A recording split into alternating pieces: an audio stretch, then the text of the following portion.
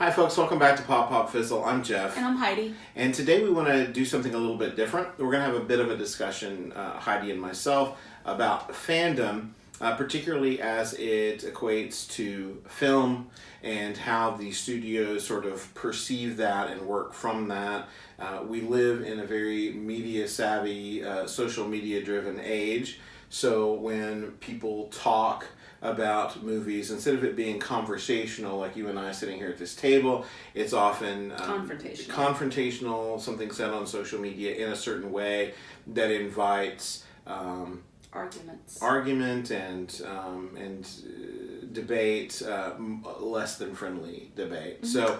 And this might be an ongoing conversation depending on, what's happening at the time. We're just kind of trying to sum up our views as of right this second, and there may be things that come out later this year that might invite us to have another conversation about it. So. Sure. But what we want to talk about today specifically is Star Wars, because Star Wars is constantly in the news. They've just announced a new series of 3 films that will be coming from the Game of Thrones showrunners. Mm-hmm. We know that Rian Johnson, who directed The Last Jedi, is also going to have another trilogy that he's sort of overseeing and in charge of. We also have J.J. Abrams coming back for Episode 9. We have Solo, a Star Wars story coming out. In May, which was a little bit of a troubled production. Yep. And we have, of course, some new TV happening when Disney launches their streaming service. Oh, yes. And then we have Rebels, which is closing up shop sort of this season. Yep.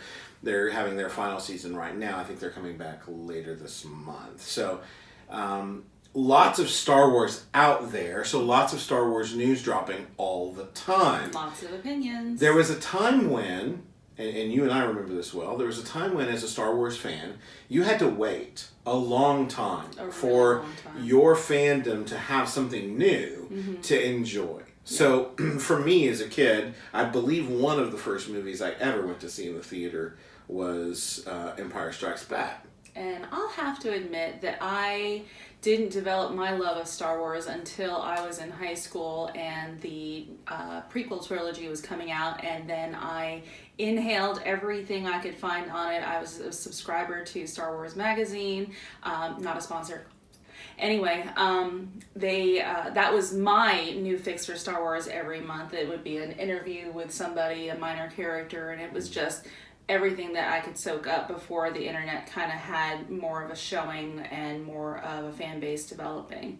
So even then, which is not nearly as long ago for you as it was for me, the normal sort of pattern of behavior, if you were a fan, nerd culture now we sort of take for granted because it's become more normative, it's become more mainstream, and so we tend to not think of it the same way. But even when the prequels came out, if you were a fan, in order for you to engage with other fans, most of that engagement was probably happening, in a cafeteria or, on a lunch break or talking with friends or doing that. So it was a very one-on-one or in a small group of people that you latched onto that thing and you talked about whatever it was. It didn't have to be Star Wars.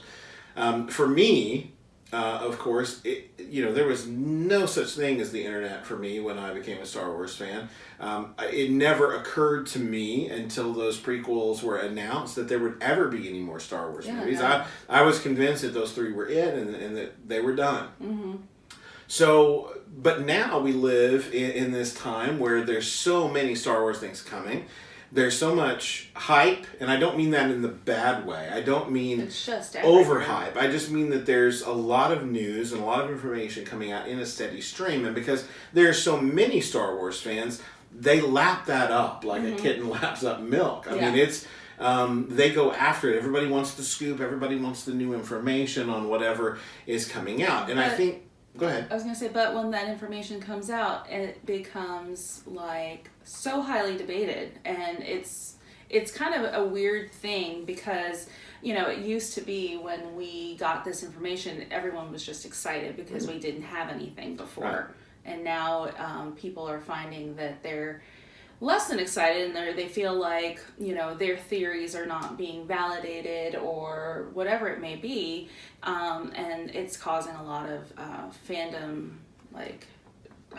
restructuring or like collisions when you look at places online where there are comments available. And you can correct me if I'm wrong, but I feel like there are multiple sort of things at play when we look at something like that. So first is just social media itself, because we have sort of created an environment in which we can say whatever we want to say with very little consequence. And we see this all across, especially Twitter, probably less so on Instagram, but I've certainly heard, I'm not active on Tumblr, but I've heard that Tumblr can be that way. But just in the sense that people are fairly anonymous behind a screen name, behind a persona that they put forward on the internet in whatever platform they may be, and they feel that they can express themselves in a way in which I would never express myself to someone face to face. No, never. It's one thing to say to somebody on the internet, I think you're an idiot and you've got this all wrong. It's another thing to say that to someone who's standing in front of you a foot away.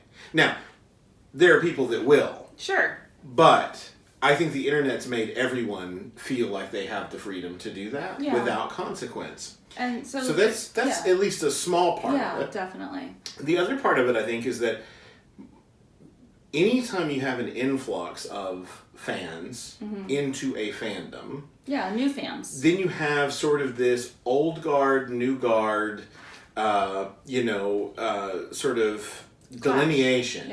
Delineation, so that the people who have been there, they're I don't want to use the term hipster lightly, but kind of what I mean. The hipster fan that has been there all along, they know everything, they've seen the movie 18 million times, and then you've got the more casual fan, which I think we're seeing a lot more since The Force Awakens, where they come in and they don't really know, they haven't really paid attention, they can't point out Mon Mothma in a lineup or whatever, but they like Rey and they like Finn and they like Poe and they like BB-8 and they just came in and they enjoyed the movie. So you got those two then delineations, and sometimes, not always, but sometimes in a fandom, that can cause, like you said, a little bit of a clash. Because sometimes the newbies talk about things that they don't really understand. And sometimes, or sometimes the old guard wants to talk about things or handle certain things in a certain way, and they're not open enough to let the newbies in to feel like they're part of the community, and then you have that sort of delineation. So those two things exist, but then when you have a PR machine that is constantly cranking out new information to get you hyped for whatever the next project is, and you develop within yourself or within your little community of fans, whoever it is that you talk to on a regular basis, I'm not talking about the fandom in general, but just your circle, that you have expectations. And I know I do. I'm not pointing the finger at anybody. I have expectations when I go to see movies. Sometimes I'm expecting a movie to be terrible and it surprises me and it's good. Sometimes I go in expecting a movie to be great and it lets me down. We all have expectations. There's nothing wrong with that.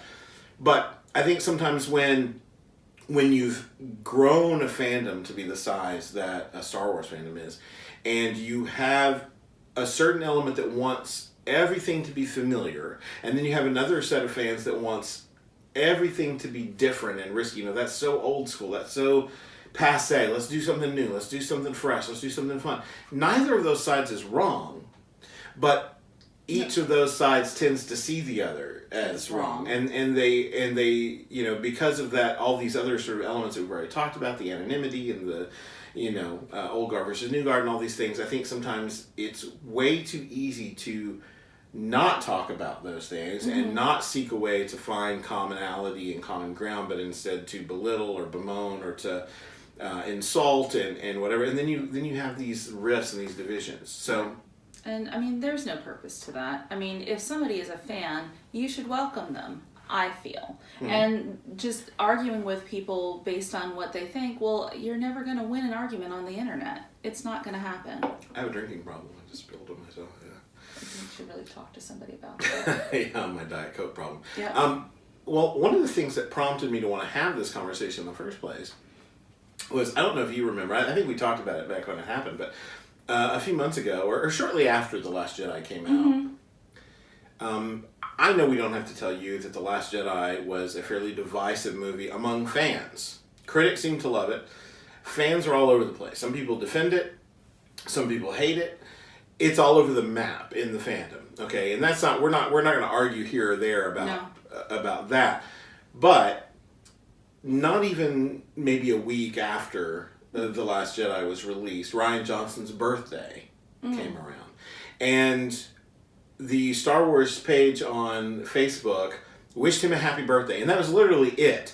It was a picture of Rian Johnson that said, happy birthday to Rian Johnson, director of The Last Jedi. And instead of there being like thousands of birthday wishes from fans that are just wanted to wish him a happy birthday, that whole thread was filled with vile comments, with insults about his directing, with insults about the movie, with insults about the story and the writing and the whatever. And it's like, for me, I don't begrudge you the ability to talk about the things that you don't like in a movie. And I don't think Rian Johnson would either. Yeah. But in a moment in which you're celebrating a birthday, that's not the time to have that discussion. No, find another thread. There are plenty of threads. The internet is filled with angry people in threads too numerous to even mention, where those comments could be taken. But instead, it seemed like a whole lot of people took the opportunity of a birthday wish to not just belittle or insult the film, but to insult the man. And for me, as a Star Wars fan, that's bothers me. Yeah, you guys are better than that. And it's like, and it's not, we're not pointing a finger at anybody in particular, or even at the fandom in general. These are certain people that do this, and that's fine. We know that there are some really great people in the Star Wars fandom. And certainly this isn't a problem that's only a Star Wars problem. No. It's a fandom problem in general. Everywhere. It's a problem of the age that we live in, Yeah. and this sort of freedom that we feel to confront one another and be angry with one another. So that thread, though, kind of prompted this thought in me that I see this more and more in different fandoms, where people just feel this need to vent and rage in this, what they feel is a controlled manner, because it's just on the internet. But there's always somebody on the other side of that. Yeah. So even in that birthday thread, whether Rian Johnson read all those comments or not, the person who wished him a happy birthday for Star Wars got every single notification. Got every notification for all of those comments. They saw all of that stuff, and they were literally just trying to do something nice and wish the man a happy birthday. So I find that to be a really sort of toxic way to handle your fandom. Like I didn't like everything in The Last Jedi. Yeah. I'm not an apologist for The Last Jedi. I thoroughly enjoyed the movie, honestly. Yeah. However, that doesn't mean it was without flaw, but to me, the time to talk about those flaws and the time to ask hard questions about what's happening next or whatever is not in a birthday thread. Yeah, I mean, absolutely have opinions. Absolutely discuss it with fellow fans. Absolutely work through your points with each other. But just calling people idiots or insulting people just because they don't agree with you. Because here's the thing. We live in a world in which people are going to disagree with you all the time about any number of things, whether it's politics, whether it's religion, whether it's about movies and music, whether it's about theater, whether it's about what magazines you read or don't read. There are a million things that people can find to argue about, and most of them are stupid. And I say that because I care about you and I care about these fandoms that I love, because when it comes to a human being with a soul and a heart that can break over any number of things and emotions that are just as real as yours, when you hold that up to a movie, even a movie that you love, there's no comparison which one's more important. And when you have the opportunity to argue about music, to argue about comics, to argue about any of these things, they're just things. Now, they mean a lot. I love Star Wars. Me I've too. grown up with Star Wars. I'm a huge fan of Star Wars. Do I love Star Wars more than I love any human being on this planet? No. No. Because that would be silly. But I think sometimes we get in these modes where something means so much to us. It's like our special thing. Yeah. And I think fandoms easily fall into that. Very easily. And I've had my moments of that. I'm not pointing the finger at anybody else. There are things that when someone comes along and changes something that I hold dear, I roll my eyes, or I groan about it to you, or I talk to my friends about it. These things happen. I'm not talking about that. You have the right to feel how you feel. But when it comes to insulting or belittling a human being because you don't like what they did with a movie, or you don't like the way that they wrote a comic book character, or you don't like the way that they treated their last novel in a series, or because we get it, you're invested, right? But they're invested too. They work hard to make that product that you don't care for. And that's really all it is. At the end of the day, it's just a product. It's something that you bought and you didn't like it, and you can say that you don't like it. But don't treat the people that made it like they're worthless. Don't insult, don't name call, don't do that stuff. It's bad for the fandom. And really, it's bad for you. Because life is filled with those sorts of moments. And if you can't learn to get past them and to care about people, then life's going to be pretty rough for you and for everybody around you. So, that's my 2 cents. I agree. All right, folks, we'll be back with more of these sorts of discussions as they come up. We want to look at a lot of pop culture in general and the state of it. We're not going to always be this serious. We like to look at trailers and give you our reactions. We like to review movies and talk about fun things. But, we're fans. And like every fan, these sorts of things affect us just the way they affect you. So we challenge you to be a part of turning your fandom, your franchise, whatever it is that you're into a good, fun place to be. There are always going to be trolls. There are always going to be people that want to naysay and talk down to people and call names. Be better than that. Yeah. All right. We care about you much more than we care about the pop culture that we talk about, but we hope that you'll be a bright light wherever you are, and if you love pop culture as much as we do, click that thumbs up and let us know you like this video, and subscribe to the channel where we promise we're going to talk about much more fun things than this. We have a lot of cool stuff coming up this week. We hope that you'll join us for. And if you do subscribe, click the little bell icon, and that'll drop you a notification anytime we drop something new so that you can catch it right away. Until next time, folks. Thanks, everyone. Bye.